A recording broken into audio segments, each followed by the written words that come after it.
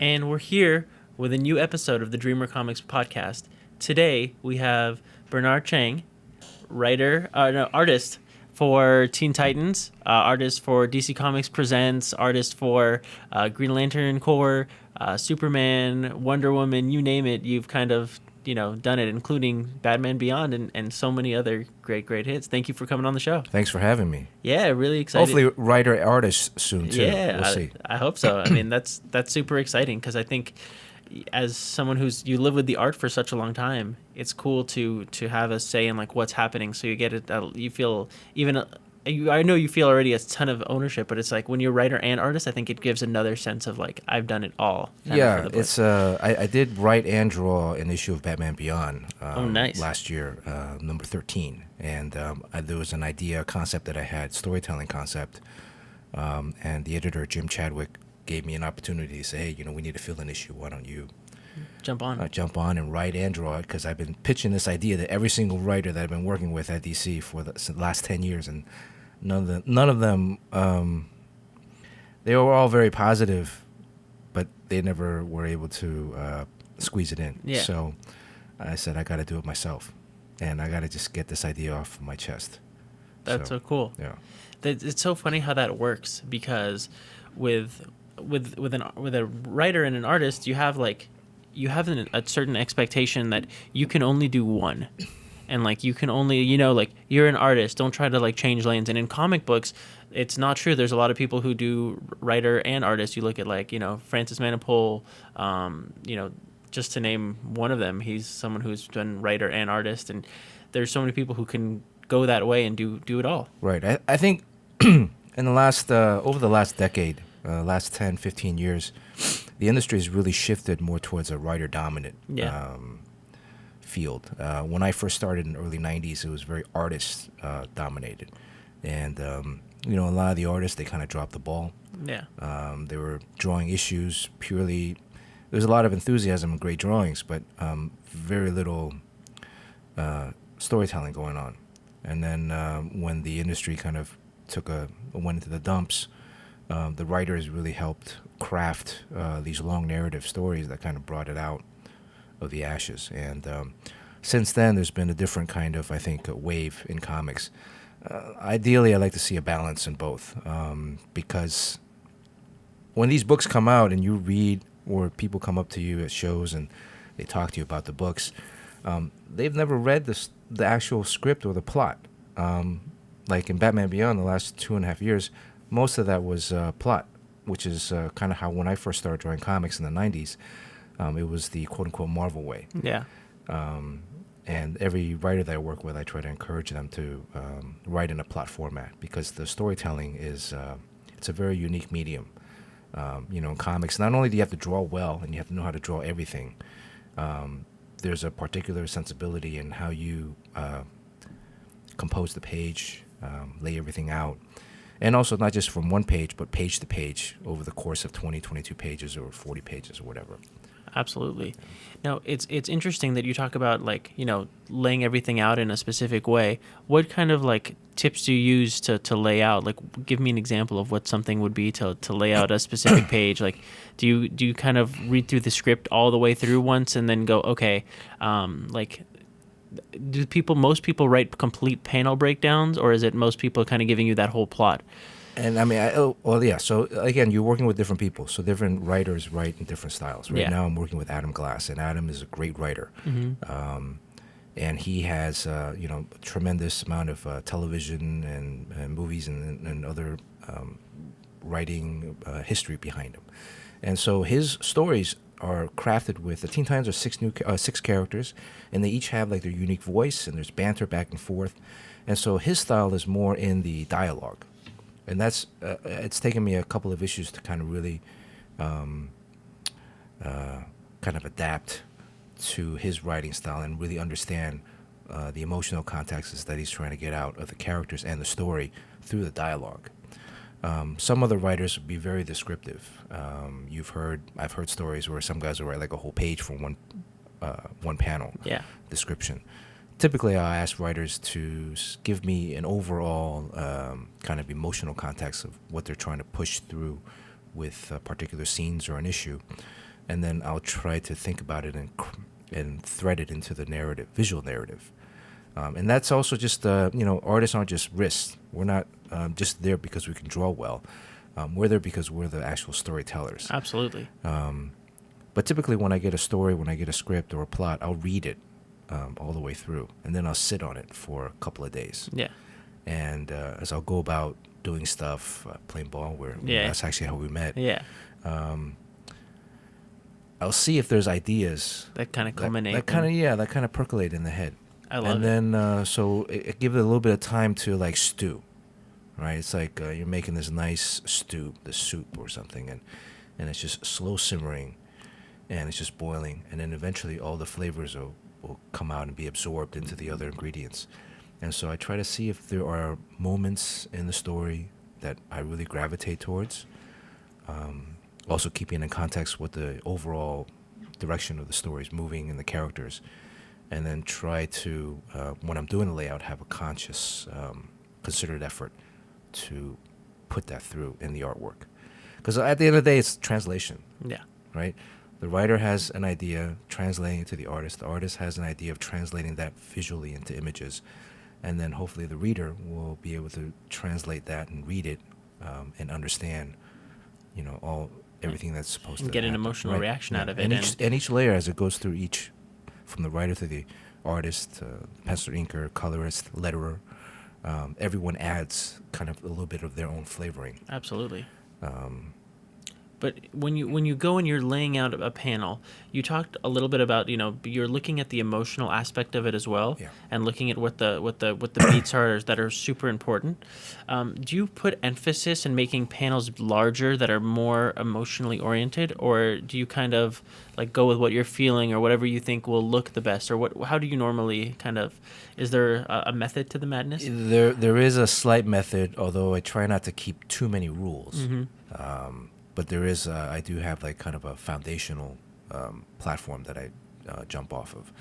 But again, like layouts, how many panels are on the page? The more panels on the page, it takes a little bit longer to read. Mm-hmm. So there tends to be, time tends to flow a little bit slower, in essence, because your eye and brain has to accept all this information, process it, and then move to the next panel. How you lay out stuff too, like if the I have all these ideas right now, but how you lay certain things out, you can capture the eye movement from left to right, Absolutely. up and down. Particular emphasis on larger images. When you first flip the page or flip the book open to that page, if there's a particularly large image, your eye is going to go straight to that. Of course. Right. So there's a counterbalance, because although you're reading the story from left to right in a narrative thread, right, linear thread, if you flip the page open and there's a really big image of something, That's going to draw your attention. it changes a little bit of how a reader might Perceive something. Yeah, exactly. So there has to be a little bit of like maneuvering here, back and forth. I like to employ some things where at the last panel on the page, it's a cliffhanger. Yeah, it once gives you a reason to turn the page. Right. So then and the next page is boom. There's maybe like a nice payoff image, Yeah. as opposed to having the payoff image on the last panel of the page, because when you look at it, you already kind of see what's about to happen. Exactly. So you can get that surprise, Right. that twist, and that you're like, And oh. it depends, right? It Yeah. depends on the scene too, because you have to think, well, is it okay to expose this right now? Maybe I can. Maybe I need the real estate for the next scene, which is more important, because Yeah. we're dealing with 22 pages a book. Yeah. It used to be 21 when I first started, I think, at Wow. Valiant. So there's limited real estate. It's like building a home or a house in the middle of Manhattan. You only have X amount of square footage Yeah. on the lot. You can, and maybe also can't go as high as you Yeah. want. So you have to figure out what's going to be most important for that issue. Absolutely. And it's all about maximizing that space in the way that's Right. most effective. Yeah. I wanted to back up for a second and ask you how you kind of got into art. What was your entrance to like drawing and getting, and did you do it as a child? Did you go to school for it? I can remember drawing since I was a kid. Probably the earliest age is 3 or 4. Oh wow. Ever since I could pick up a pencil, I would pick up a pencil and paper and I would doodle. And one of my earliest memories was, I think I got to be like 3 or 4, and I had some cousins with me, and we were sitting around in my uncle's apartment, and we were just all kind of drawing. And I happened to notice that my drawing was probably a little bit more advanced than theirs. Yeah.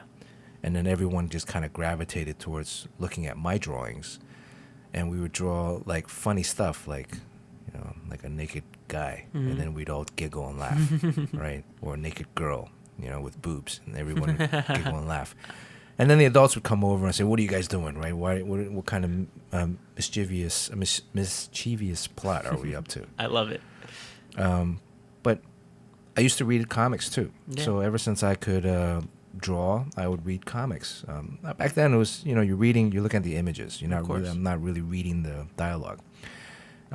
Growing up in Taiwan, we had a lot of Japanese manga and Chinese, like Hong Kong, particularly Hong Kong comics. So the Japanese manga, they're digest size, very thick. I'd get like 1 or 2 every now and then, and just sit and read that over and over again, looking at the images. And I could tell kind of what's going on in the story and the excitement and the fun, and try to replicate that. There was another book called Lao Fuzi, which is a Hong Kong book. It's just like a cartoon strip, individual 6-panel, 4-panel stories about a guy and like 2 buddies getting into trouble, trying to meet girls or meeting aliens or whatever it was. And most of the stories didn't have any dialogue at all, but it's just pictures. And so looking at the pictures, you can understand the humor and the action and everything. Yeah, you can that's understand going, the story with just the images. So I think that's always been a big part of my foundation. When my family immigrated to the States, I was 6, so it was first grade. Oh, wow. And I can remember first grade, it was in Indiana, so we had like a show and tell. So I didn't speak any English at the time. But the show and tell, like, I kind of figured out what it was, and then so I went home and I did a drawing of Superman. And so that became my, like, because when I came to the States, then whenever my mother would go to the supermarket or drugstore, I'd just camp out at the comic book rack and just read, one tier each week, and then the other tier, and then by the end of the month, there's a whole new, all new, all books. And American comics was great. It was very different than Asian comics. I mean, it's very superhero-esque. Yeah. But there was also, like, I read, like, Richie Rich, Scooby-Doo. Whatever was on the rack, I would read. Mad Magazine, Crack Magazine. I read all of it, too. I'm with you. And also, like, the first weekend when we came to the States, my parents, we had to go house hunting because we were staying at a hotel. And when I turned on the TV that Saturday morning, like, every channel had cartoons on it. So I was like, just In lock heaven. the door. Yeah. Let me stay in. You guys, do whatever you want. So I think comics, cartoon, drawing, that kind of visual art, illustration, always been a tremendous fan of. Yeah. And then the other love that I have is maybe sports. Mm-hmm. So I would, the other thing I would do is I would watch like football Mm-hmm. or baseball, and then I would, after the game was over, I'd redraw scenes from the game or draw my own scenes. Whoa, that's cool. Or we'd go watch a movie, and then I'd come back home and redraw Parts of the movie. parts of the movie, or redraw new parts of the movie that we didn't see. Oh, that's awesome. So, like, I remember, I think it was like 5th or 6th grade, Return of the Jedi came out, and they had that big, space battle scene outside of the Death Star. And so I would draw various scenes that, the most iconic was when I think Han Solo and the Millennium Falcon was flying into the field of TIE fighters coming right at him. But then I would draw other scenes of that battle from other camera angles. Oh, that's so much fun. Yeah, so and that kept me out of trouble too, because those drawings take a lot of time. To do, right? Yeah, and a lot of it was also from memory or like magazines. So I'd get like a Starlog magazine or something, and they'd have all these pictures of the, X-wing, or they had like Battlestar Galactica of the Vipers.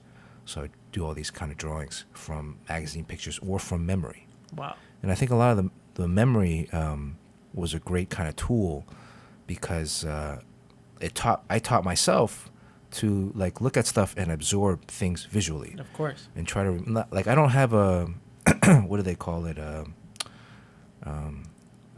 that memory where Photographic I don't have memory. a photographic memory in a particular way where I can memorize everything exactly, but I have a absorbic memory. Yeah. Where You take the important details and you remember them and you're able to replicate I think them. I focus on particular details of the space, and another thing is like whenever I travel or go anywhere, I don't take a lot of pictures. Yeah.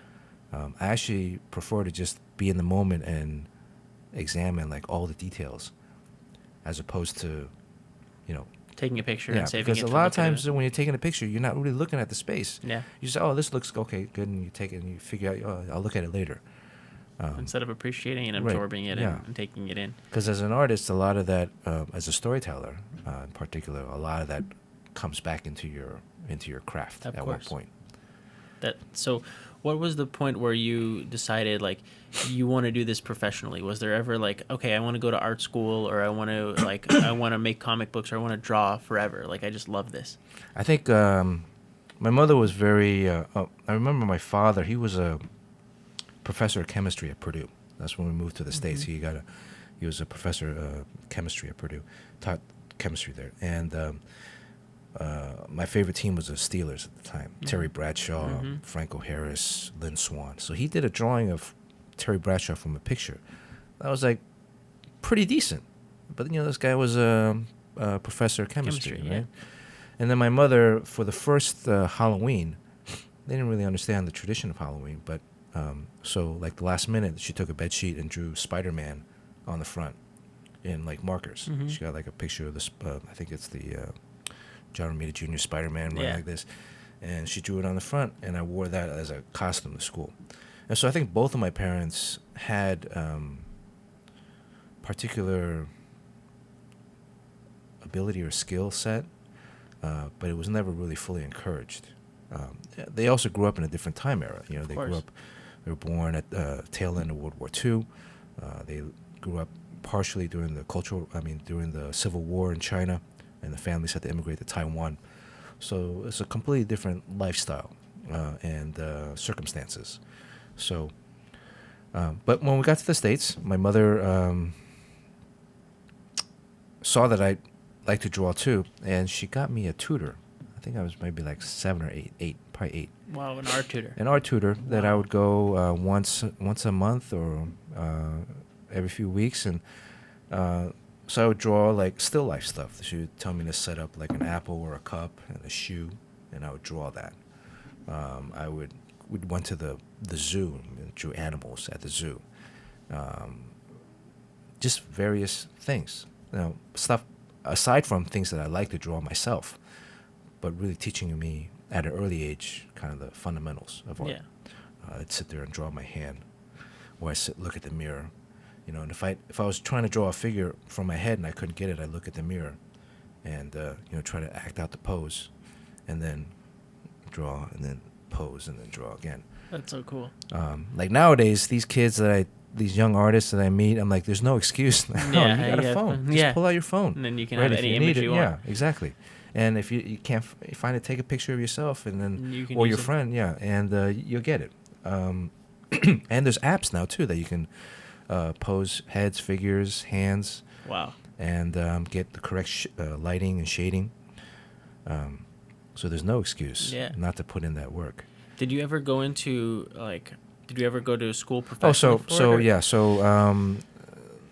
I went to in high school. I grew up in Miami. Mhm. So in Miami, I went to an art high school called New World School of the Arts, and it was based off of LaGuardia from New York City. New York City, LaGuardia is more famous for that TV show Fame, right? So it's an art high school. Mhm. I mean, it's a high school, but you have to audition to get in. And it's a very limited enrollment. I think in New World there was 425 students altogether, Wow. from 10th, 11th, and 12th grade. And you can either major in visual arts, music, dance, or theater. But you had to audition to get in. Yeah. Once you auditioned and you got in, everything was free. Wow. And it was like a kind of like a pilot program Mhm. for Dade County. Now they have all these magnet schools Yeah. everywhere. They have magnet schools for science, math, Yeah. And I've then never heard of that they have at like a high two school art. level. Yeah, they have like two high school art high schools. One's they call it, I think, more of a design school now, and then New World is more of the fine art school. And the other thing too is like going to New World. It was great because for the high school experience, you're around a lot of all the other students were creatives. They were doing crazy stuff. We were. It was the first couple of years. It was brand new school. We didn't even really have a actual building. We were sharing a college campus, so we got into a lot of trouble. Especially high school kids. Yeah, but it gave us like freedom to really kind of express ourselves, and from New World, I entered my senior year. I entered a contest for Pratt Institute. It was a national talent search, and they had either art or architecture, and I entered both. Architecture, you had a design contest where you had to submit an initial design for a gym or library, I think. Okay. Or a utility center, all-purpose complex, and then once that's the first stage submission, then they weed out and have like a second stage. If you pass the first stage, second stage is you can do whatever you want. So I got the first one, I did like a gym, and then the second one there was like whatever you want, so I did like a arts center, and then I ended up winning first place. Oh wow! And so that was like a full scholarship to Pratt. Wow, that's still amazing. That's congratulations. Yeah, so thanks. It was I can remember I was working at the airport because the airport was the latest post office. Mm-hmm. It closed at, I think, 11 o'clock or something like that was the last shipment out. Oh wow! So I was in the post office lobby, finishing coloring and rendering this big piece. And telling myself I will never wait till the last minute to do something again. And here I am, 30-something years later, and still the same. I feel like it's human nature. We have this amazing ability to say, like, if you give someone a 10-page paper to write, they're going to wait till the last minute to write it because you need that push in order to get things done. You need that pressure on you to say, okay, this needs to get accomplished. And I think it's just human nature. Sometimes like great stuff can take a long time to make. Yeah, right? absolutely. And then sometimes also great stuff just happens in force a of will. span of, a relatively short amount of time. Absolutely. Like some of the best songs, I was listening to Howard Stern a lot, and he interviews a lot of these musicians and songwriters, and they're like, some of the best songs that they've ever written are like a couple minutes and boom, exactly. It's done. Right? Or at least the genesis, the core essence of it. I've heard Paul McCartney come up with songs that have been in dreams, and he just, and he thought about it, and that was the song. And he's still writing songs now. He just had an album come out last week or so. Yeah, it's crazy. You just never know like what's gonna come. So, what was your first paid comics work? Like, what was your first job in comics? So I went to Pratt. Mm-hmm. My first choice in college was Rhode Island School of Design, Mm-hmm. but they didn't have a merit-based scholarship, it was a financial-based scholarship, and so the difference in the scholarship money was a few $1,000s. Yeah. So I didn't want my mother to pay for college. So I said, okay, well, look, I'll go to Pratt. I'll go to Pratt for a year or two. If I like it there, then I'll stay. If I don't, the RISD people were like, you can come back, you can transfer anytime you want. The RISD thing was fun, too. Here's an interesting story. To apply to RISD, you have to submit 3 drawings along with your portfolio. Okay. 3 drawings. One was a shoe, one was a bike, and the third one was any drawing you wanted to do. Wow. So the first one was a bike. I just did a kind of a composition of different spokes to create a pattern. The shoe I drew was like it was pretty big, but it was imagine it's all black, and there's a white circle, ovular circle here, with like 2 nubs and like a foot. Okay. So it was a drawing of a shoe, but it was drawing from inside of the shoe. That's cool. Looking out. And then the third drawing, I did a drawing of me, and I got the brochure to the school, and there's a picture of the president, so I drew a caricature of the president and myself standing at the front steps of Rhode Island School of Design, and him handing me a letter of acceptance. That's awesome. Looking back, I should have had instead of letter of acceptance, full scholarship. Yeah. Right. I was shooting too low. Should have shot higher. But the shoe drawing thing was unique, and what happened was the admissions people loved this so much they even showed the president of RISD the drawing that I did. Wow. And ironically, I don't know if it's irony, but a few years later, he became the president of Pratt. So when he got to Pratt, he was like, hey, you're that kid that did the drawing with me when he was at RISD, right? I love it. So it's a small world. It really is a small world. And part of like being an artist too, like I've always had the mantra of being unique and try to stand out and trying to do something completely different or walk a different path, especially from even other artists. So going back at Pratt, I was studying architecture, and I was playing basketball on the basketball team. Nice. And that was the other reason going to Pratt, because they had an NCAA basketball team, Division III. So I said, if I didn't make the team, and I didn't like Pratt, then I would go to RISD the next year. Well, I made the team. I didn't play that much. We got to practice every day, but I didn't play that much in the games. But I hated architecture because everything had to be measured and ruled. And you had to build these models, and from 3 years of art high school, you're used to drawing and painting and just kind of being creative. Right, exactly. Just being loose. Yeah. No rulers. And your curriculum is set for the first 2 years, so you can't take any electives outside of whatever is already set for you. Because it's a tough regimen. They want to weed out the students that aren't really serious about architecture, because it's 5 years for a bachelor's degree. Wow. Architecture. In most architecture schools, 5 years, some 6. Wow.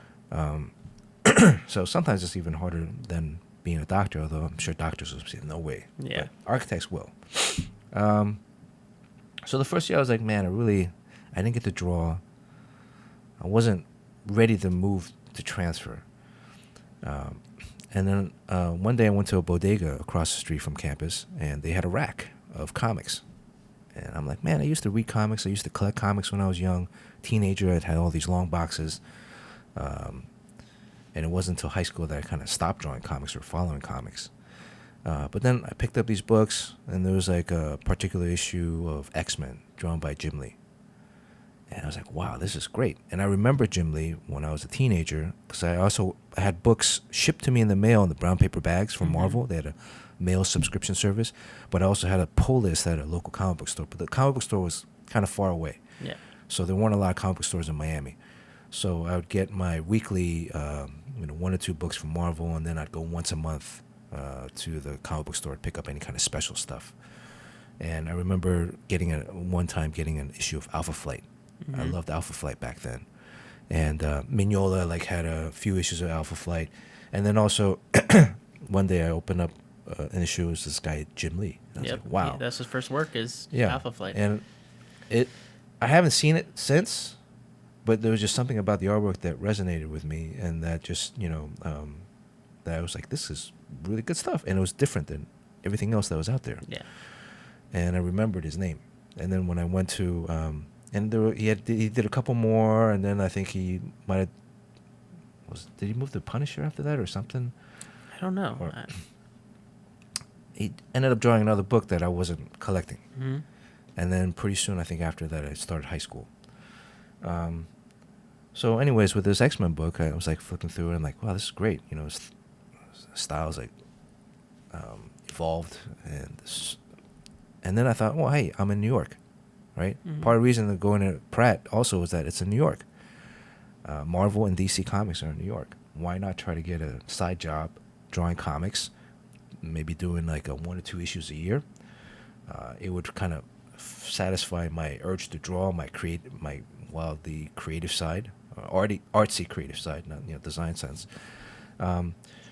Make a few bucks, so I'm not starving college student. Even though I had full scholarship, there's no food. You still got to eat, right? Yeah.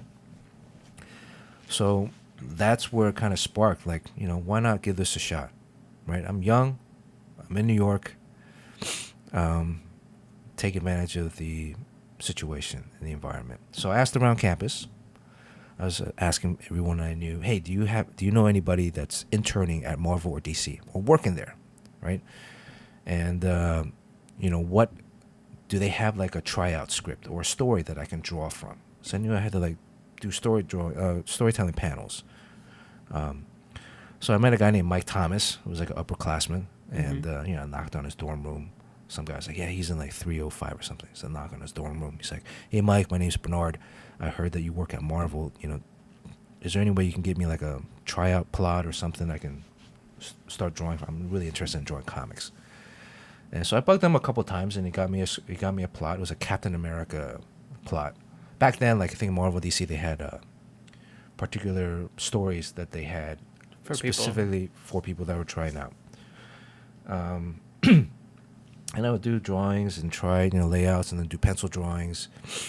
And I also, at the same time, one of my best friends from high school, John Paul Leon, he went to a school called SVA, School of Visual Arts. It's also in Manhattan.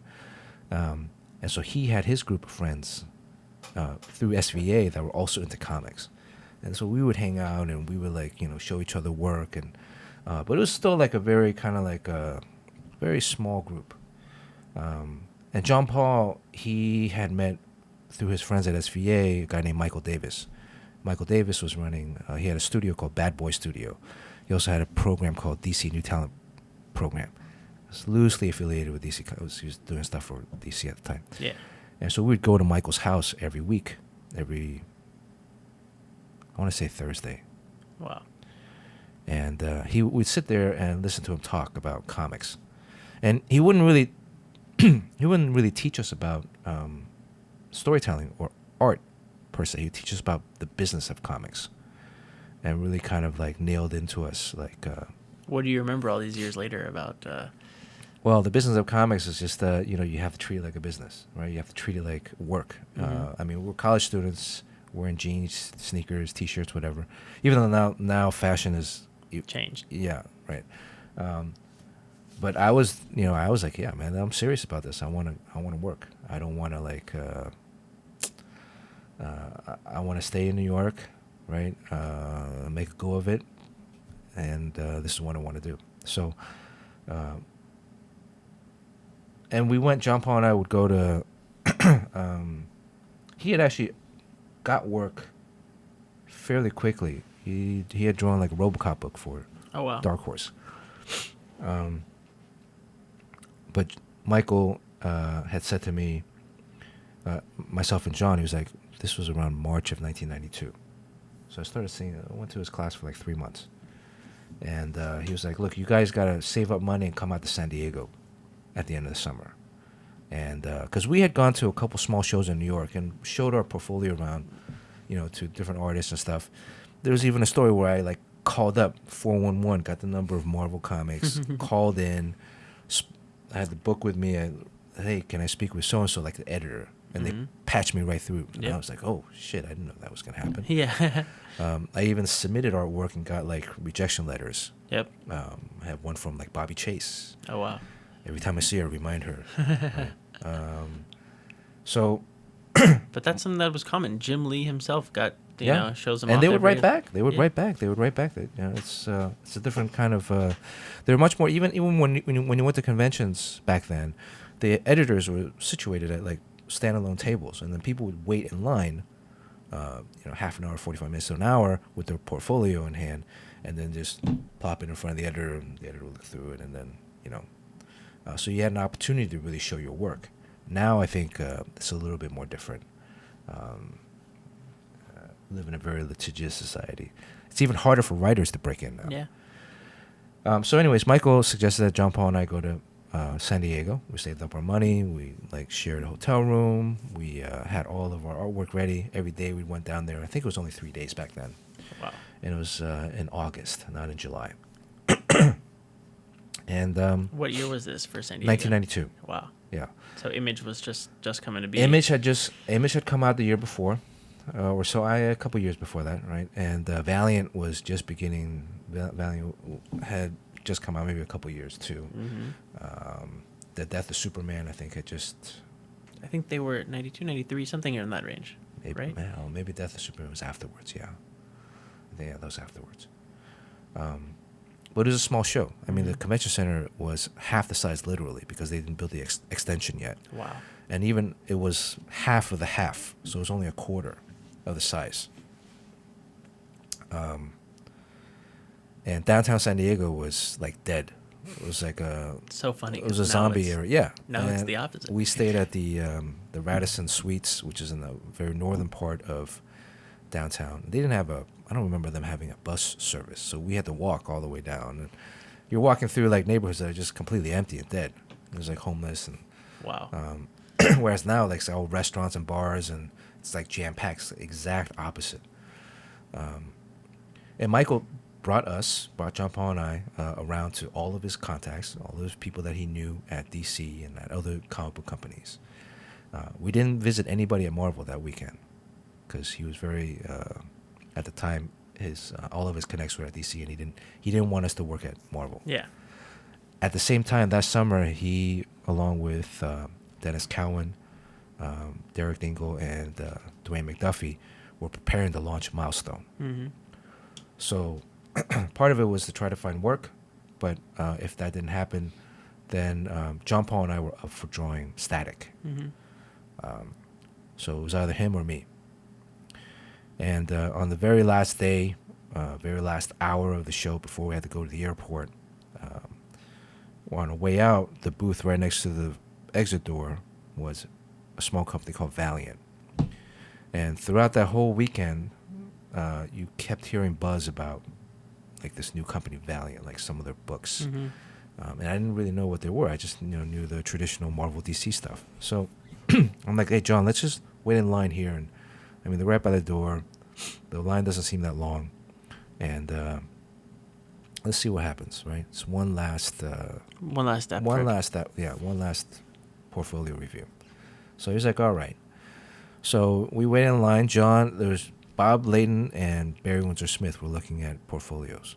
So Barry Windsor Smith got to see John Paul, and then I got to see Bob Layton. And Bob looks through my stuff, and Bob, is credited with much of like Iron Man, a lot of one of the greatest modern day Marvel creators. Mm-hmm. Right. Bob looked at my stuff and he was like, "Oh, this is a great kid." And Bob has a very, very loud personality and very engaging. And he's like, "Oh, this is great. Really love this stuff. Really like what you're doing here. I can see this. Okay. And when you come back to school in September, give me a call. I got some work for you." Right. So okay, well, Bob, here is a copy of my samples. So I photocopied every single page that I had, wrote my name, phone number on there, and it's like, "Would you like a copy of my samples to take with you so you can remember who I am?" He's like, "I don't need it. Don't worry about it." And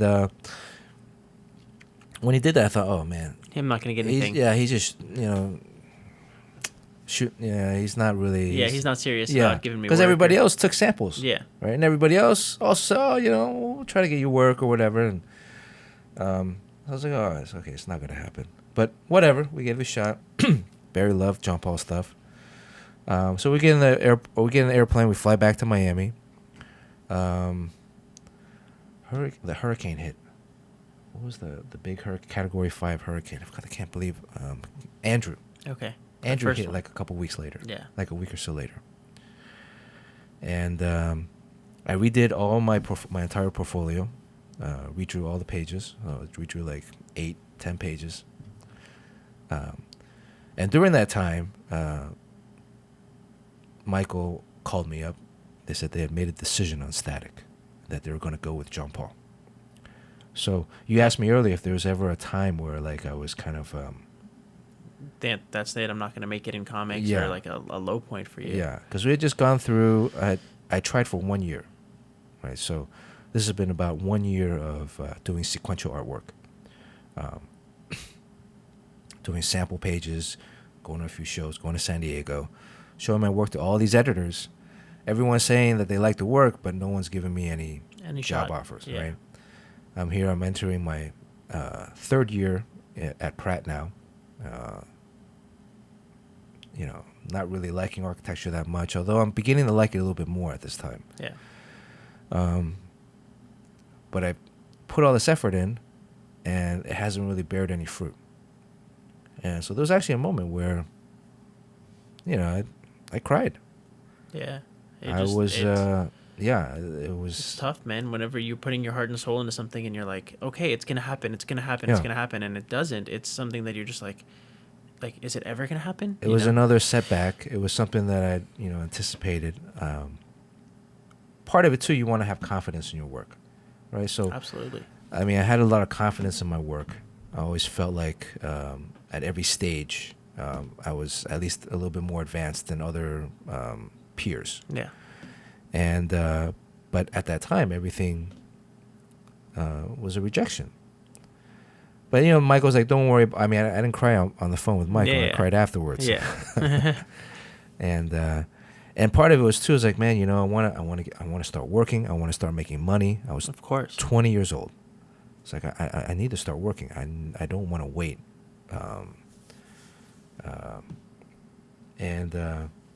Michael's like, "Don't worry. When you come back to school in the fall, stop by the office and we'll get you like a fill-in issue or something." So I think this was like first week of September. Get back to Pratt. Get back to Brooklyn. First thing is I call up. I meet with Dwayne McDuffie. I go in. I show Dwayne like my new drawings, my new pages, and he's like, "This is great stuff, but we don't have any work for you right now. Just to be honest, we don't have any work with you right now. We're just so busy launching the four books. They had Static, Icon, Hardware, and Blood Syndicate. Mm-hmm. And they don't even have any inventory stories yet. So they probably won't have any inventory stories until maybe September. This is September right now. So it's maybe November." I'm like, I don't want to wait 2 months without I work. Said, yeah, man, you guys said I would have work. You guys said I have stuff starting in September, right? And then this was even like going back to like earlier in the summer and stuff. They kept saying that there'd be work, but every time I go there, it'd be like, no, there's no work. I'm like, look, thank you very much, Dwayne. So after the meeting, I went down to the street. I think their office was on 14th or 23rd Street, something like that. And there was a payphone. And I had Bob's number on me. I called, put a quarter in, called Bob, said, "Bob, hey, this is Bernard. Remember we met at San Diego?" He's like, "Yeah, when can you come in?" I think it was a Monday. I said, "Come in on Wednesday." I said, "All right, come in on Wednesday. I got some stuff for you." So I'm like, "Hey, what? I've heard that." Right. You've heard that. We'll see if it's true. Yeah. So then Wednesday I go in. And also, mind you, like this is going back to Michael Davis. I'm wearing a collar shirt with a tie. Yeah. Slacks, dress shoes. I'm not, sneakers or anything. I'm like dressed up. You're, like you're a in jacket. professional. Yeah. I'm like going in for a regular job interview. And Bob sits me down and he just looks through. I said, "Bob, I read through all the pages that based on the comments that you gave me and other editors." And he looked at it and he's like, "Oh, this is great, kid. Okay, all right. Here's your first story." So I was like, "Wow, that was easy." Right? And he's like, "This is you're gonna I have the perfect project for you. You're gonna do a fill-in issue on Archer and Armstrong."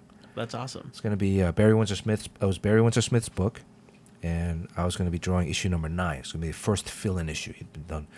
I think at the time he was maybe working on 6 or 7. Wow.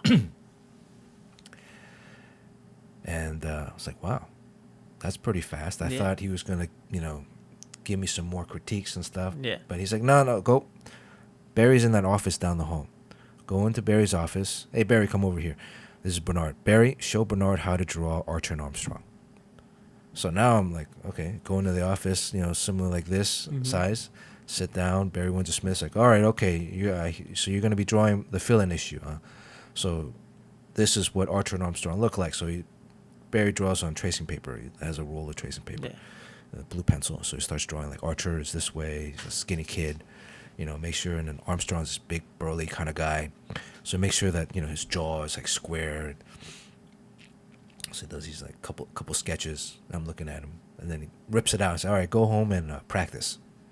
Right? I'm holding a page. I'm like, "Oh, wow, this is like the first ever original art, from Barry Windsor Smith." Right? This guy drew like Weapon X, Love, Death, all these amazing books, and it's like, "Would you mind signing it for me?" And he looked at me for a moment, and he was like, "All right, this is the last time, because now you're a pro." So he signed BWS, and he handed it to me. That's awesome. Yeah. So that was like the last, first and maybe last fan experience you had. Right. Like from then he was like, look, you're a pro. Don't. Don't ask people for the Yeah. signature. You're gonna come off as a fanboy instead Right, of exactly. somebody who's a colleague. Yeah. And halfway through, so what back then it was all Marvel style plot, so just paragraphs. There's no dialogue, very minimal dialogue. And I would go and do layouts, rough layouts, about 8.5 by 11, almost full comic book size. And I would draw out the entire scene, lay everything out, where the streets are, where the cars, and this is going to happen, and then start drawing. And then I'd come back in a few days, and I would sit down with Bob, and he would go over all the layouts with me, and we'd talk about, the drawing, the composition, and then I would go back to the dorm room, do a few more versions, come back in 3 or 4 days, show him the progress. That's kind of how it started. And then from the layouts, then, pencils, right? So that was maybe like 2 weeks, right? And then 2 weeks into it, maybe 2 or 3 weeks, maybe into that, one day I went in to drop off some pencil pages. I think in between they had me do like a large poster of the entire Valiant universe. Oh, that's awesome. And then he was like, "Hey Bernard, we want you to draw a brand new series starting from number 1." I was like, "Wow, this is great." That's so cool. So I hadn't even finished the first issue already. He was like, "We're gonna work on a monthly book together, so I want you to draw it." And I was like, "Oh wow, this is even better than expected, right?" And because I just thought maybe I'll just draw 1 or 2 books a year, and I'll be pretty happy with that, yeah. And then slowly build up a career. And I don't even know, maybe at that time I was actually really getting into architecture. Mm-hmm. My basketball was actually getting really good. I was getting some playing time. Yeah.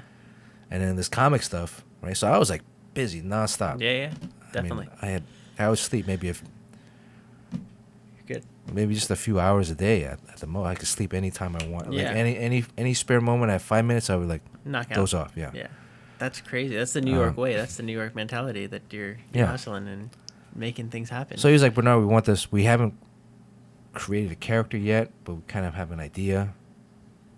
But think about some things, like how I would want to contribute." I said, "Well, Bob, I'll draw this book on one contingency." And he's like, "What is that?" I said, "If you make the lead character an Asian American male who didn't know Kung Fu, but was more of a lover than a fighter. And the reason behind that is, well, growing up in America, there's not a lot of Asian American that don't know Kung Fu. Yeah, the only ones that you see on television or movies were Bruce Lee, or Jackie Chan wasn't even that popular back then. So, I know Sunday afternoons they would have on Channel 33 like Kung Fu Theater, Mm-hmm. see one different Kung Fu movie a week. But he's like, "Well, let me think about it." So I went back to the dorm room that night. I was like, "Oh shit, what did I? I hadn't even finished my first book. I'm already making huge demands, requests, on the direction of the entire book." So, gosh, what can I do? So I went back the next week, dropped off some more pages, and he was like, "All right, you got your book," and that book ended up being Dr. Mirage. Oh wow. So, because I pitched to Bob, I said, "Look, we can make the character Asian American, maybe Chinese American." Mm-hmm. And I could bring in a lot of my own personal knowledge and history and make the character authentic, right? And doesn't have to be a stereotypical character. Yeah. Right. So that was a great experience. Yeah, I mean, to be an entry level of a character and have a part in co-creating a character for the Valiant universe, and just being your literally your second book ever, your second issue ever, is something that's kind of mind-blowing. Yeah. So I mean, I did a few other issues in between that, but definitely pretty much like I haven't even finished the first project yet, and I'm already jumping ahead. And that's, I mean, I guess I would encourage younger guys to have that kind of mentality too. Yeah. It might not work for everyone, but you got to keep pushing and keep trying to make it happen. And you got to do stuff, I think, that you have passion for. Absolutely. So there's meaning to. So it's not just drawing people in spandex punching and flying, but there has to be a particular purpose to some of the work. Now, what was next for you when it came to work? Where did you go from there? You're now on a monthly book. How many issues did Dr. Mirage go? Or how many did you do? I drew up to issue 13. Oh, wow. So you were on it for but I think I had over a year. 1 or 2 fill-in issues. Okay. So the 13th issue was a lot of fun. We had like Walt Willey, who was an actor on All My Children, appeared as himself. And that was kind of at the height of the early 90s comics industry. And books were selling great, back then. Oh, yeah. The bubble wasn't... The page rate was very, very low, but the royalties were, very high. Yeah. And like I saved up money that first year, and I bought my mom a house. Oh, wow. In Miami.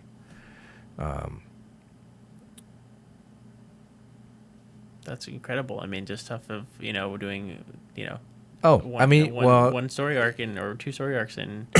Yeah, I mean, I think part of it was just, like growing up watching sports, right? Yeah. You always hear about the rookie, signing a contract. The first thing they do is like they buy their mom a house. That's amazing. Or a car. Yeah. That's a testament to. So, like a lot of that really, that was like a goal. Like once I started working, I was like, okay, I'm going to save up money, right? I don't need the money because college is free. Yeah.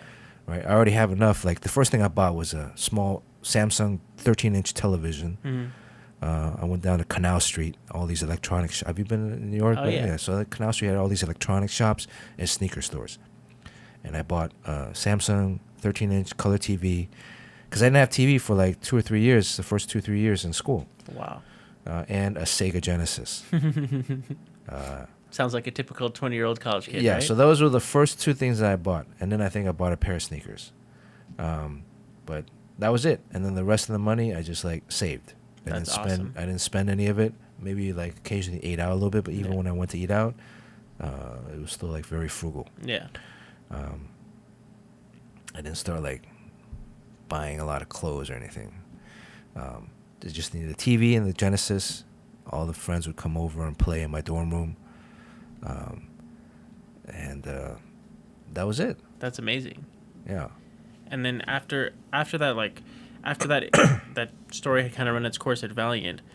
How did you kind of go about your next job, or like looking for work after that, or did you decide on architecture? Did you want to finish doing that, or what was the? Well, so at that time it was my 3rd year in school, and I had the first 2 years I had jam-packed all my classes. So I was on course to graduate in 4 years. Wow, which is a year early. So yeah. So. Because I started taking like winter courses. Because playing on the basketball team, you had to be on campus during the interim, which is like a month and a half, where usually most of the students are off. But they offer like classes for a month and a half, where you go to class every 3 days out of the week. Yeah. And the first winter, like you just played basketball, woke up, went to practice, ate lunch, and then maybe had a game in the evening. It's like an NBA life, right? Yeah. But then the second winter, I was like, oh, maybe I'll start taking classes. And then, because if I'm here, I might as well take some classes. And then, so I was on course to graduate. But then once I started working and the comics work started ramping up, I was like, well, maybe I can, I didn't want to drop out because school was free on the scholarship. I knew if I had dropped out, I would not come back. Yeah. And if I did come back, I'd probably have to pay for it. Of course. So I'll tough it out, and I'll take out what's going to be 2 years, and I'll re-expand it back out to 3. And then figure out my curriculum and kind of work around there. So, but then I was at Valiant for about 4 or 5 years. They had signed me to an exclusive contract fairly quickly. Wow. There was a whole bunch of young guys, too. Like, I started at the same time as Chang. So Sean and I started at the same summer, although he got a few months ahead of me. Mm-hmm. And then there was like other guys like Tom Ryder and I don't know, a bunch of other guys, and even Joe Quesada. I mean, but Joe was there before me. Yeah, Joe was higher up, wasn't he? I thought he was a top, like a higher up executive at that point. Joe was he had started at Valiant, mm-hmm. and then he went over to DC, and he Marvel or DC, and he was doing stuff for them, and then they brought him back to work on Ninjak, and like he was like the hottest thing. And then after Ninjak, he went and did Ash, I think. Kind of around that, and then after that, he ended up doing the Marvel Knights, Daredevil stuff. Yep. But there were a lot of guys at Valiant that were they were young, very hungry, and it was like a ton of fun. I mean, I was 20, 21 when we had Deathmate, which was the crossover with Image. It was a great concept, right? And you could feel like the enthusiasm and the energy, because Valiant was also like a old school comic book company in that they had a bullpen. Yeah. Like nowadays, I don't think you're going to have a comic book company with a bullpen. No, I just can't too think much of a over. single one. Well, maybe Top Cow has some guys work in house. Yeah, but I mean, not even in their offices. From what I've seen, Yeah. there's no one drawing in the house. I mean, you can go there and work, but there's not like a bullpen like that. Yeah. So, but the Valiant had an office in New York City. It was a bullpen. They had artists, pencilers, inkers, colorists, letterers. They even lettered on the boards back then, and production, all in this like an open space. So you can just kind of walk around and look at whether other people are working. If the deadline's particularly tight, people will jump on a particular project. So there was a lot of energy, there. And the industry was booming. Everybody was happy. When they announced the Deathmate thing, it was like, oh, wow, you felt like, this. You were a part of something, like you were. Yeah, exactly. And I think I've always been like a team player. Yeah. Even though I'm like an only kid, I've always wanted to be like a team player. And so it's just like a tremendous amount of enthusiasm. And then we did a bus tour. So I spent like a week on a tour bus from Santa Barbara all the way down to San Diego for Comic-Con. That's cool. So we'd stop by like 3 stores a day, and then stay at a hotel. So you're like rock stars at this point. Exactly. I mean, because it was the Black Crowes touring bus. So on the bus they had bunks to sleep, and they had like a dining quarter and a quarter place where you can play cards or whatever. That's so cool. Yeah. So it was like the rock star life, And then, undoubtedly, you get to a point where the Image comics come out, and the Death of Superman, and the bubble bursts. What was the effect it had on you during this whole kind of? It was very interesting. So at that point, Valiant ended up being sold to Acclaim. Acclaim at the time was There was very a bankruptcy popular. Well, this was pre-bankruptcy. Acclaim at the time was at its height with Mortal Kombat and NBA Jam. I love those games. I remember going into a meeting with the president, and he was talking about how they want Acclaim to be like Disney, and how they wanted to capture synergy and be able to have these comic book characters expand into video games and other things. And back then too, like there weren't a lot of comic book movies. I think Blade had come out, right? Yeah. That was probably the best one. Mortal Kombat movie had come out, and that was kind of cool. Yeah, but that didn't. I mean, it was good. It got a sequel, but it wasn't. Yeah. It wasn't nothing like right, highbrow, like nothing. Iron Man or anything like it was that. just like, oh, that's cool that you saw, these characters that you'd read on the big screen. Yep. So Acclaim bought Valiant, and then Bob left. So I had been Bob's, he was like a second father to me. Yeah. And so I kind of saw the writing on the wall at that point. And Fabian Nicieza came in and was the editor-in-chief. And then this was supposed to be the year that I was going to like go full throttle, because this was the 4th year of my contract, and this year I didn't have any more school. Yeah.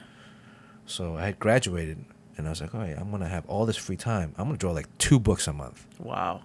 Or, because back then I was drawing 1 book a month. Yeah. And you're still doing school and and basketball, because basketball. we had practice 3 hours a night, every night. If it wasn't a practice, it was a game. So I was like, man, I have all this time. I'm going to draw 2 books, right? I was going to draw Barbie and one other superhero book. Wow. Because I thought Barbie was like really easy. Yeah. But it didn't happen. It didn't work out. And the contract ended. And they weren't going to renew it. They weren't going to... I'm trying to remember a while ago. So John Paul said he was doing stuff for the X office at Marvel.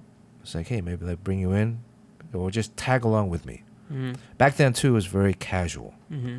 right? You tag along with another guy to go into the office. You meet the editor, And they offer you some work. and hey, yeah, I mean, if by you're by good. then, if you're working professional, that I have this book coming, because they all have this Yep. huge pipeline. There also used to be like guys that would hang out in the bullpen, which I didn't really like, but Mhm. it was. And I never really, I don't think I ever did that. But there were guys that would hang out in the bullpen, and editors would come by like, oh, I need, some guy dropped out. I need this guy. Can you draw a book for me? All right. But I went into the X office, and Mark Powers was there with Bob Harris, and John had told Mark earlier that I was gonna come in with him, and we sat down, talked a little bit. I was like, yeah, we probably got something. Let's do like a fill-in issue here or there. And, what did I want to do? And I was just wanting to explore. So I'll do like an issue here or there and see how that works. Ended up doing like a Superman book too for DC. Oh, wow. And like some pinups for Image. So I was just kind of like testing the waters. You were literally playing here, playing there, seeing what work they had here, and Right. kind of jumping around a little bit. Yeah. And at the same time, too, a friend that was still going to Pratt said, hey, this guy from Disney came by, and they're looking for a comic book artist to go work at Disney. And I thought, I don't really want to work at Disney, but maybe if I can submit my resume, see if they'll hire me. I just wanted to see if I was like Disney quality artist, right? It's more of like an ego thing. Yeah. And so I sent in my resume. Then they asked me then I mailed in a portfolio. The portfolio was like half comic book work, half architecture work. And then they said, we're going to fly you out for an interview. I was in New York. They would fly me out to Burbank. Oh, wow. So I was like, this is getting pretty serious. Yeah. I actually have to meet somebody in person. I was just hoping they would like tell Say- me, yeah. over the phone, yes or no. And then I could turn them down. But then a friend of mine from college was living in San Diego. He was getting married. So right around the same time. So I said, look, can you schedule the interview for this Thursday, Friday? Like right before the wedding. And I didn't tell him about the wedding, but so it was essentially trying to get a free airplane ticket to go out to San Diego. And they're like, yeah, sure. So I interviewed there, and on the plane ride there, I was thinking to myself, well, I should take it a little bit seriously since I'm already flying out. I'm going to meet with these people. It's like you interview for a whole day at Disney with like 6 or 7 different people. Wow. From people that are going to be above you, at the same level, and also below. And then each one writes their own report, submits it back to the VP and HR. And then at the end of the day, the last meeting was with the HR person. And the HR person, of course, asks you, what did you want to make? Or what is your, what kind of income? Or what's your salary? So I gave them a number. I thought this would be a number that if they came close to this, I could move out to California and give it a shot. I've been drawing comics for 4.5 years in New York. I didn't have, at the time I just broke up with my girlfriend, I didn't have anything keeping me there. Although I was just promoted to be the head coach at Pratt. Oh, wow. So I was going to be a college basketball head coach. Well, I was a college basketball head coach for like a summer. Oh, that's cool. And so that was the only thing that would keep me in New York. And, but if they made this offer, I should seriously consider it because I was 23, 24 at the time, maybe 24, 25. And I thought if I wanted to make a move, this would be the right time. Because if I waited another 4 or 5 more years... You would do it. You'd never do it. Yeah, because then I'd probably be married with a kid and have a family, and that would be a completely different kind of things in play. Yeah. So if I wanted to make a move cross-country to a completely new environment, try something completely different, this would be the time to do it. And at first they said, we can't, that's too much, the offer, the salary I asked for, because that's more than the art director that I'm paying. And I thought, well, what's the offer then? Like, where are you guys at? And there was like a difference of, I think like 20-something thousand a year. So my strategy was like, well, what if you gave me the lower salary that's on the books, but then you gave me a signing bonus? So then, because you're concerned if other people saw my paycheck, Yeah, there you go. that it would be too high. But they're not going to see the paycheck for the bonus. Yeah, But I would still be making the same amount the of money. same amount that I know, Yeah. right? And so they came back and were like, okay, yeah. It wasn't like exactly 20, but it was close. Yeah, yeah. So, and then a 3-year contract. Make sure that it was 3 years. So I'm moving out. They paid for everything. Because I didn't want to go out without a contract. Yeah. And then I figured, 3 years, if I liked it, didn't like it, then I'd move back to New York and draw comics again. 8 months moving out, they laid me off. No way. It was a huge layoff. They laid off like 200 people in one day. Wow. And it was at Disney Interactive at the time. So we were designing video games. Oh, wow. So it was a little bit of a shock, but Absolutely. it wasn't as big of a shock because we had a similar thing back at Valiant when Mm-hmm. Acclaim took over.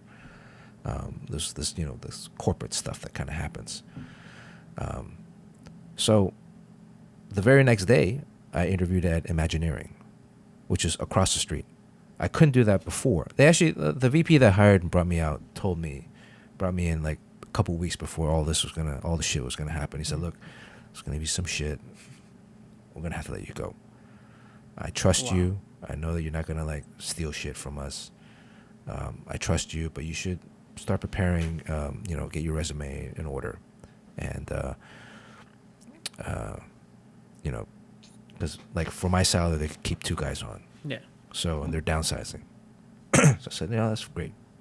The day that the whole layoff came, it was an interesting experience. I bet. Right. I mean, that's... if anybody's been part of a corporate layoff, it's not a great day. No, absolutely not. And but it's an experience. You go through it, and you come out of it. But I already knew. I was prepared.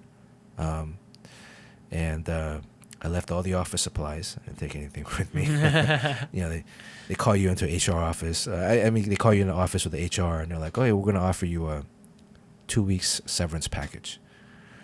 And I was like, "Oh, I'm really grateful for that, but we have a signed contract, and so if I accept this, that means I'm breaking the contract, and I don't feel comfortable with that.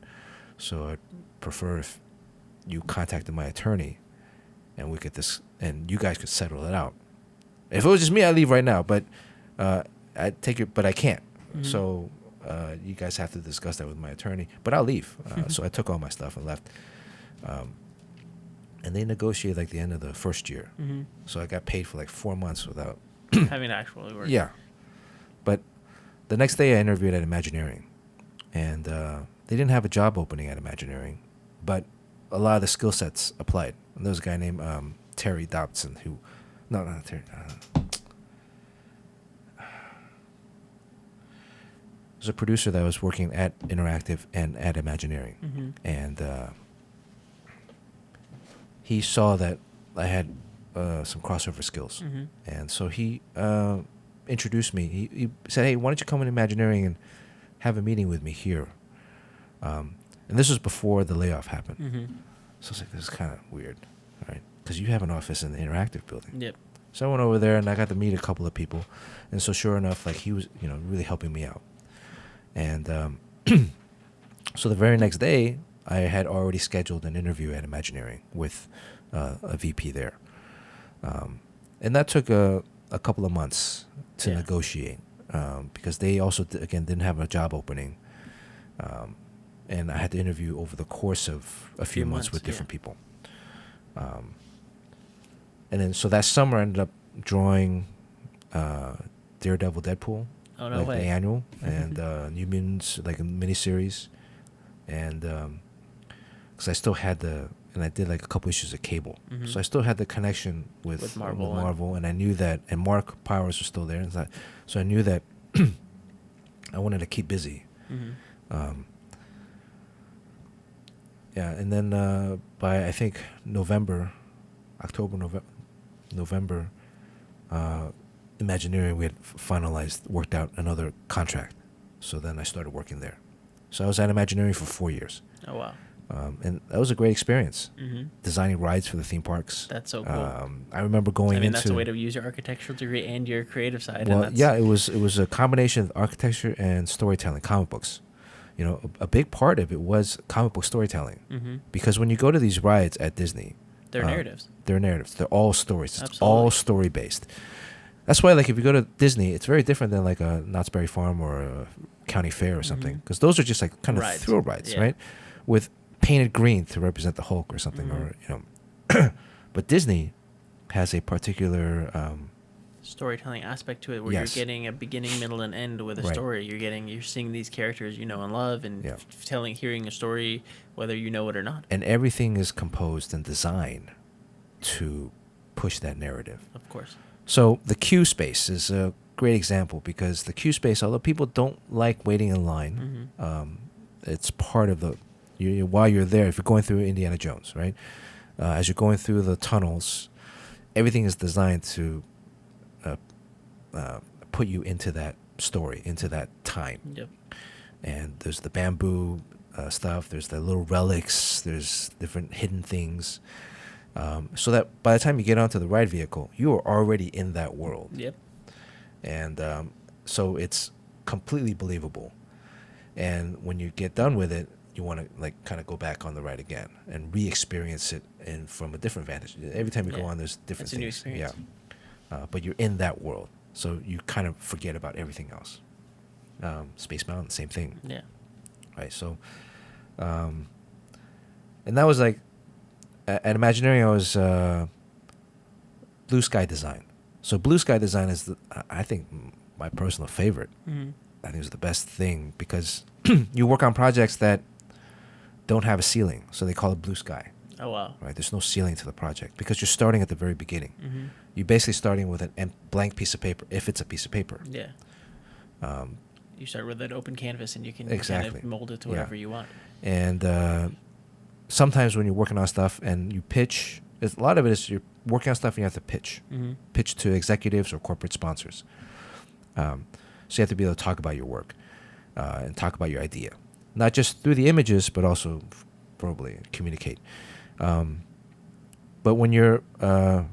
sometimes you might have an idea and then it doesn't resonate, right? But then what happens is if it doesn't, it starts forming the outside of what the inside could be. Yeah.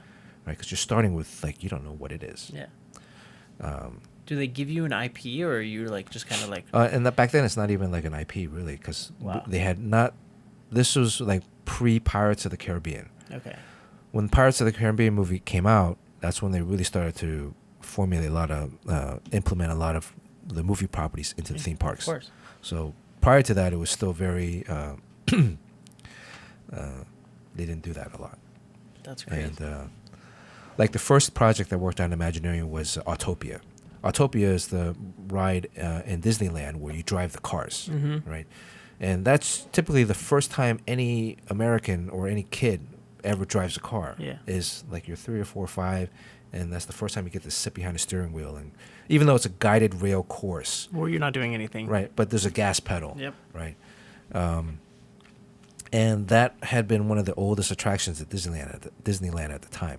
So they were looking at retrofitting it and putting it, changing out all the cars, because the cars are all this old gas engine, and it was emitting all this pollution into that particular area.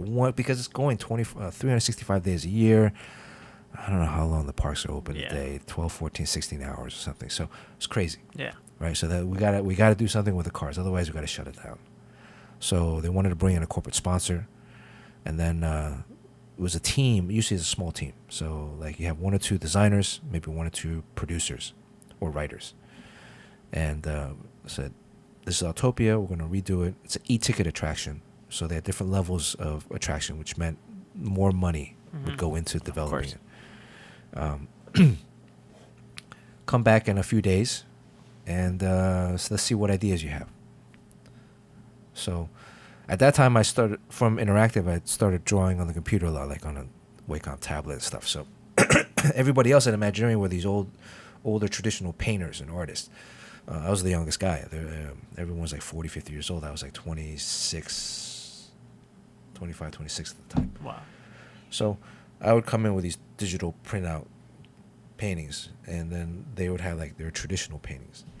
And so it stood out a little bit differently Yeah. because I felt like if I was gonna go down and start painting stuff and try to be like them, that's not why they hired me too. Yeah. They hired me because I'm like young and I'm supposed to provide a different Perspective. Right? Absolutely. So like if we're still doing the driving course, but the thing was to look at the world through the eyes of the car. And so as you're driving through and you see a gas station, well, to us it's a gas station, but to them it's like a burger joint or Yeah. something. If we see a car wash, it's not a car wash, it's a spa or little things like that. Yeah. And then maybe there's like bird wires. So there's audio. Speakers in it. Or... No. Animatronic birds. Oh, And then wow. the poop. Haha, no so way. you have to like avoid. So there's some component where you're driving off the rail. Oh, that's fun. So it's just like different ideas like that, and then you try to weave some kind of narrative and story through that. That's so cool. Then you meet with the corporate guys, and you get dressed up and you do all this stuff. Mhm. So it's a lot of fun. That's cool. Like I mean, yeah. it's cool to kind of learn the story of how these rides are made and what that process is like. Yeah, I mean, I'd go into these creative meetings. Sometimes you just go into a creative meeting. You're there just to provide ideas Yeah. for someone else's project. And you're in a room, like a huge room, and everyone there, they all designed the rides that I went on as a kid. That's crazy. And that I loved. Grew up, yeah. Yeah, so it was a little daunting. Yeah. At times. I can imagine, yeah. I'm trying not to look stupid and say stuff like. They're like, no, we did this 20 years ago. Exactly. And That's like my thinking. It's like I'll wait till like almost towards the middle to end of the. I don't want to wait till all the way to the end. Yeah. Right, but I'll wait till like the middle to 2/3 of the way through, and then I'll start saying stuff. Yeah. Come up with ideas. So I'll listen to what everyone else is saying, and then try to figure out What's missing or what's missing, what they haven't brought up, and Yeah. and if I can bring it from a different perspective. Yeah. Sometimes it worked, sometimes it didn't. But That's life. yeah. So after this Imagineering journey, how did you kind of get back into comics? Were you still doing comics during this time, or was it were you like, I'm taking a break from that, and you kind of got sucked back in? What was the process there? I think towards the end of my time at Imagineering, it was also around the .com boom. So this was probably early 2000s. Or very early 2000s. Yeah. So what happened was 9/11. Yeah. Tourism had beginning to dip already. Yep. So the tourism industry was tanking, and then 9/11 happened. So that really shut down everything, and so at that time, then like the executives came in and said, "Look, we're gonna stop all future projects." So everything that I worked on was going to take years Yeah. to build because it's all very developed early concept stages. Like it'd take 4 or 5 years to do a ride. Yeah, I mean, it's a right? long process to build a ride. It's not Yeah. going to happen overnight. So, and they had just opened Disney California Adventure, right? So there was also like not a lot of work. Like everything, all the new projects had stopped. So they were going to stop all new projects. So essentially, like I was out of projects. Yeah. And they were going to finish whatever they had, and then focus on maybe revamping whatever was existing already. So I was like, the contract had ended and it didn't renew, and so now I'm at another point where what am I going to do? Yeah. So towards the end of that, I actually picked up a couple comic book gigs. I think that's when I was drawing Cable. Okay. Nice. I get it all mixed up. And then, I did like storyboards for a little bit, But now- advertising work but now you've been drawing at DC for a really long time. since 2008. Since 2008. Yeah. So I mean, 10 years now. What kind of brought you over to DC? And because you've done runs on Green Lantern Corps, Superman, Wonder Woman, Batman Beyond, Teen Titans, like you name it. I mean, you've been everywhere and doing an amazing job at it. Thanks. It's I kind of got back into comics. I was wavering back and forth between advertising and comics, storyboards. I've been going to a bunch of comic book conventions, mostly setting up with friends because my buddy Sean Chen, John Paul Leon, Yep. Tom Lee Edwards, Trevor Goring, we'd all, since I was still in LA and they were like in New York or Miami or North Carolina, we didn't get to see each other a lot. So if we went to a show, and Sean was doing a lot of shows. So he's like, "Oh, come out and do a show, You set can up, hang out with and your we'll just friends. hang out and, That's the way you to know, do it. shoot the shit during the whole weekend, Yeah. right?" And you know, so okay, all right. I had never sold any artwork before. I Mhm. never really didn't do any commissions, Mhm. but just come out and just hang out. So we started going to shows, and going to shows, and you're kind of in comics, and maybe at those shows, then start doing some commissions, Mhm.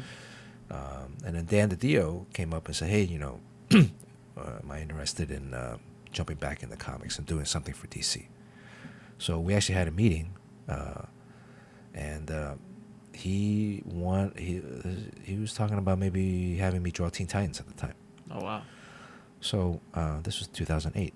It's kind of come full circle. It's kind of come full circle right now. It's a nice evolution. Right? Yeah, I mean, speaking of Teen Titans, you do such an awesome job with the artwork on the book, and just kind of like the way you know, it's so. I mean, he was right on when he said you should be drawing Teen Titans because you're nailing it right now. Well, thank you.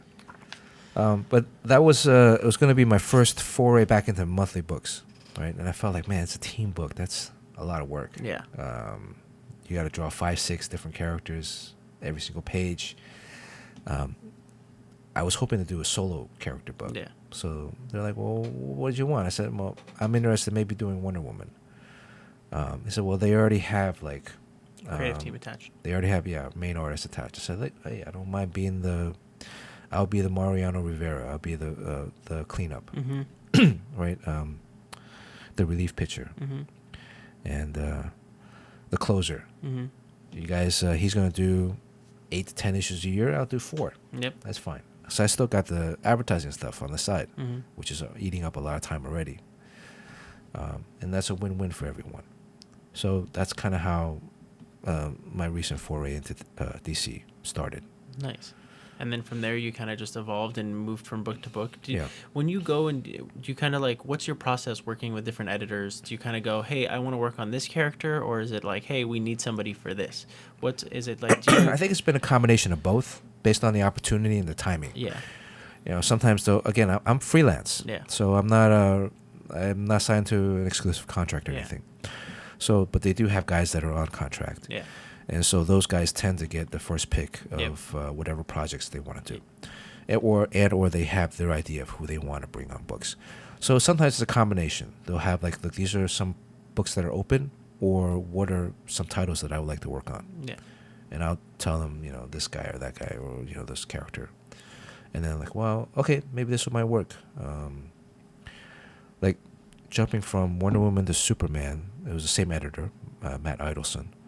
And then they happened to, the regular artist on Superman was falling behind. And I was coming to the last issue of Wonder Woman before they had brought in another artist. So I was like, hey, would I mind doing an issue or 2 of Superman? I was like, yeah, sure, why not? Mm-hmm. And then that turned into 5 or 6 issues. And then culminated with issue 400. Oh, wow. And then so I got like be a piece of that historic book. And then from there it was Supergirl. Mm-hmm. They were going to pair me up with Nick Spencer at the time, Mm-hmm. and but Nick only ended up writing the first issue. So, and then that was, I think, 5 or 6 issues of Supergirl. Actually, I'd done one earlier where it was Bizarro Supergirl. That was a lot of fun. That's That was during Jamal's run, Uh-huh. and then Jamal Eichel, and then Yeah. then I did like 5 or 6 issues of Supergirl after that. And then at that point, they were going to do the new 52. So when that was happening, you kind of knew like maybe a few months, bunch of months ahead of time. Yeah, if you have to, because that's how comic books work. Right. And then at that point, they had like 4 or 5 different books, and they were like, "Am I interested in any of these books?" And so I read the treatments, and some I was like, some I liked, some I didn't, and I was like gambling a little bit, Yeah. trying to see if something else would open up. And then Dead Man opened up, Mm-hmm. so that's kind of how that happened. And from Dead Man to other projects. I love it. All right. Well, I have one final question for you. Okay. What advice do you have to any aspiring artists who want to make it in comics? I think right now is the greatest time in terms of comics. There's so much, there's so many great books out there, so many great artists and writers. It's a great way to absorb the medium. Yeah.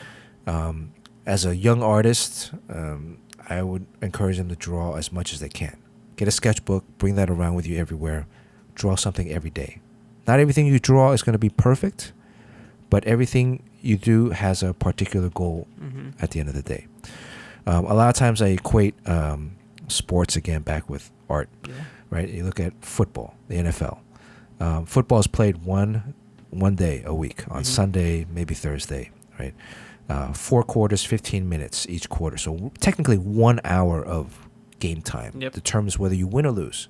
Of course, it takes 3 hours to play. Of course. Commercials, timeouts, stop, and time but it's not a literal, 1 hour for a comic book page. But whether you win or lose is determined within that span of time.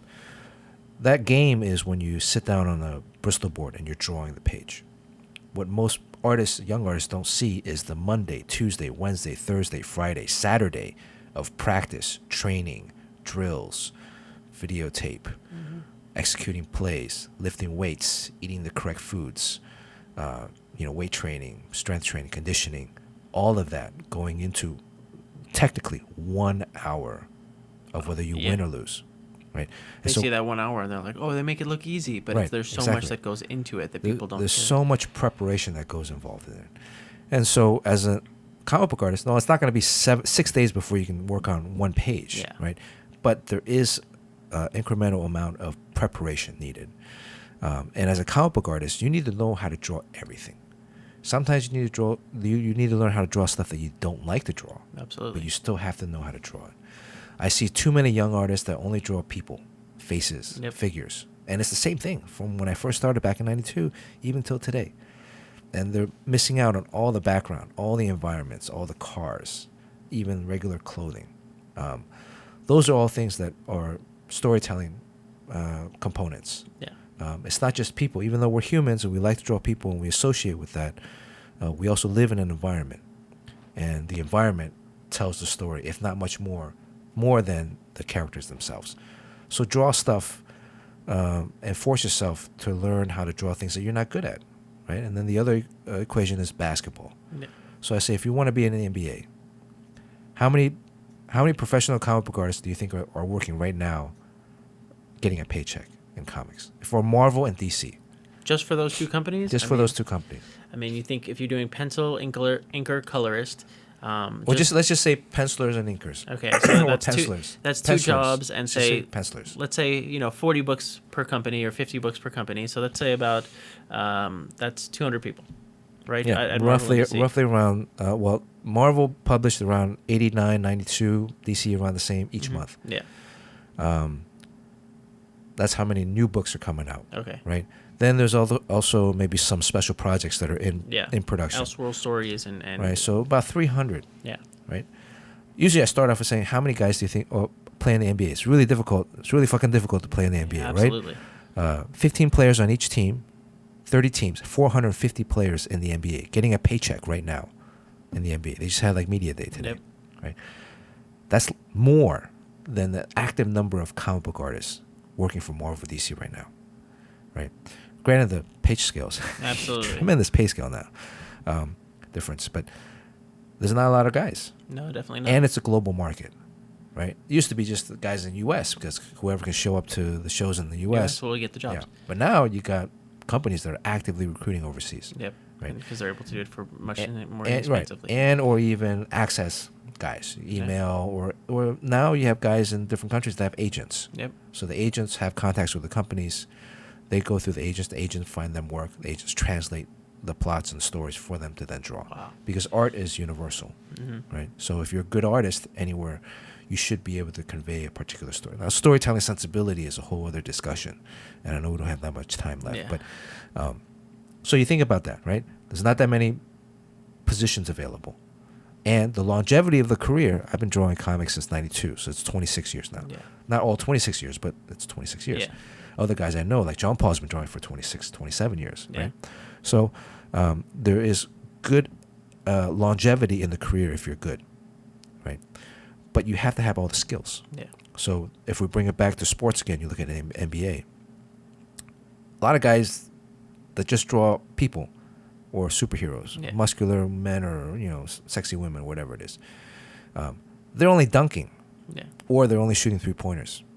You're not hitting all the shots. They're not doing the bounce passes. But basketball is dribbling, Yeah. passing, defense. Absolutely. Right? Along with strength and conditioning, but also strategy, all these different aspects, different positions, right? You could be a point guard, shooting guard, or a small forward, or a center, right? If you're a center, you're going to grab rebounds. You're going to do a particular set skills very well. But there's all these other skill sets that you still have to have Absolutely. basic fundamental foundation built on. So now when you're young is the time to learn, right? Because going back to the theory of 10,000 hours, Yeah. right? I started drawing when I was 3 or 4. So I've been able to accumulate 10,000 hours. So by the time I was 20, I think I should have broken earlier. Yeah. But, you figure like LeBron or Kobe started when he was like 17 or 18, Yeah. broke in. In the LeBron, NBA. same thing, yeah.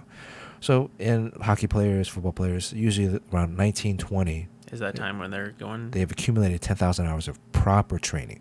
The key, too, is not just 10,000 hours. It's 10,000 hours of proper training. Yeah. So that means lifting weights. That means dribbling. That means, Doing all the steep- stuff that's right. not the sexy stuff. Of taking Exactly. It's three-pointers not and the dunking. sexy stuff. It's all the dirty, stuff, boring stuff. Boring stuff that you don't like. Yeah. Steve Nash, one of the greatest NBA players, he would dribble a tennis ball. Yeah. Anytime he was in class in school, he would dribble a tennis ball. Can't dribble a basketball because it's too loud and Yeah. too obstructive, but a tennis ball he would dribble in the hallway, right? So those are all proper hours. Yeah. If you are good with your right hand as a basketball player, but you're not good with your left, well, how do you get good with your left? Well, yeah, you practice dribbling, but you also eat with your left hand instead of eating with your right. You open the door with your left hand instead of your right. Yep. You brush your teeth with your left hand instead of your right. And slowly you begin to program your brain and your body To then say, accept okay, other the side. left hand is Right. now the dominant hand. Yeah. Focus on just doing. And all that takes time, Absolutely. right? So if you transfer that to art, right? Everything takes time. You have to draw. So if you have your sketchbook and you draw every single day, you accumulate this. You're training yourself to learn, and over a course of time, you'll be able to develop a skill set. Yeah. I used to teach at Art Center, and this is the last thing I'll leave you with. I taught a course at Art Center, and some of my students that I met initially, they could not draw very well. Mhm. They loved comics, but they couldn't draw very well. And then they enrolled into Art Center full time. And after they graduated in 3 or 4 years, they came out perspectives, environments, amazing, because they dedicated themselves to a particular craft, and they understood that it's not just fun, right? There's a level of seriousness that you have to have, because it's a career. Absolutely. So I would encourage any young artists out there to look at it from that perspective. Yeah. There's stuff that you do right now that's fun. There's stuff that you do that maybe pumps up your ego or gets you going and it's Yeah. exciting. But you have to do everything. You have to But do you have to do everything. You have to look at it from a sense of business perspective, and Right. you have to learn This is how a to draw career. the background. You have to learn Yeah. how to draw the apple and inside the shoe and everything. right. And not everybody's LeBron James or Kobe Yeah. Bryant, but there are the Udonis Haslam has played in the NBA for 19 years now. Yeah, and he's just a workhorse, and he knows And how he's to the hustle. captain of the Miami Heat. Exactly. And he's a warrior. And so That's what it takes. You have to have put in those hours to it's make not, the and it's also, I would encourage, it's not enough to just draw 1 or 2 books. Yeah, Right. You really have to build a career. absolutely. So there are guys. Dwayne Wade is into his 16th year. Yeah, Right. it's crazy. That blows my mind. Most Man. average NBA careers are 3, 4, 5. Yeah. That's crazy. Where can people find you on the internet and check out your work? The Bernard Chang is my Twitter social handle? media: Twitter, Instagram, Twitch. Nice. The Bernard Chang Okay. @the Bernard Chang. Well, thank you so much for coming on the show. It's Thank been you, a Omar. pleasure talking to you. Thank you.